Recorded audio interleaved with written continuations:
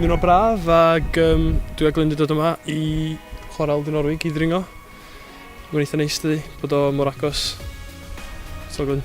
Ie, mae'n gret. Mae'n gret cael Eben gweithio efo ni, so pan mae tywydd fel yma, goffwn ychydig bach gynnach a hedi allan am dingfeidd bach yn y chwarel. Mae'n gret fe Eben yn fwynhau fath yma bethau. Peth da bil lle dyn ni fel yma. Mae'n fantastic cael mynd allan i'w 20 munud o gwaith a da ni yma. Rhaid i mynd.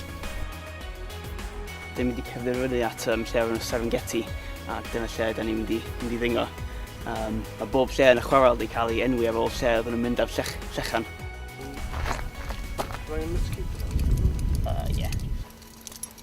Maen nhw'n edrych yn rhaid sefyll pan ydych chi'n sbio nhw, am pan ti'n mynd yn y gosa, mae lot o gwahanol. Ie, dwi ddim hanner mor llyfn, mae'n edrych yn llyfn iawn, a dyna sy'n arbennig, a mae'n gallu bod yn llyfn iawn, yn rili miniog.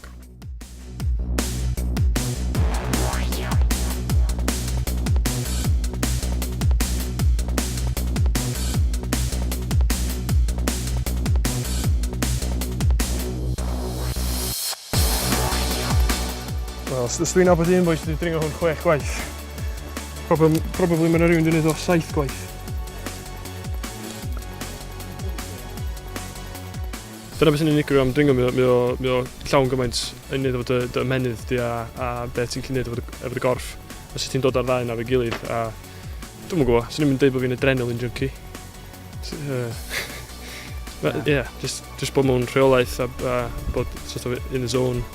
Mae'n cymryd lot o thought process pan ti'n dringo, ti'n meddwl am ddim byd arall. Lot o ffocws di. Ie, ffocws, dyna fel, a beth ti'n neud nesa. So, os da chi'n bod yn bysif yn gwaith, dod allan, ti'n just am y munud yna pan ti'n dringo, ti'n meddwl unrhyw byd arall o ti'n teimlo'n reit. Munud yn teimlo'n reit glir o, cwrdd ar top, ti'n cael... Ie, na, definite. Sense of satisfaction o, neud rhywbeth. Sy'n anodd. Os dwi'n cael cynnig nuts de, na i gymryd yn.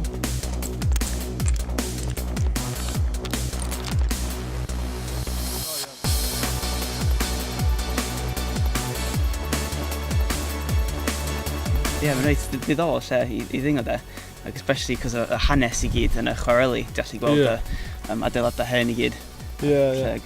Caes y 50au, ond mae dal yr adeiladau o gwmpas. Ie. Mae'n gan y diddorol cos da ni'n gweithio yn y busnes ni yn y busnes technoleg ac da ni'n lot yn y we a usio we ac electronics a i dod yn fyma a dyma fe oedd busnes yn Gogledd Cymru doedd blynyddoedd yn ôl a sut mae'n newid ac y busnes yma ddim yn neud mor dda dim mwy. Na, ddim cystal. Ond wan da ni'n lwcus mae yna fel opportunities arall i... Mae'n cool bod chi'n gallu troi rhywbeth sy'n hen ac yn sort of decrepit i fewn rhywbeth newydd, wel ddim newydd, ond rhywbeth cyffroes sy'n... Ie, ail dynyddio fe. Ie, rhywbeth o ail fuddiannu fo.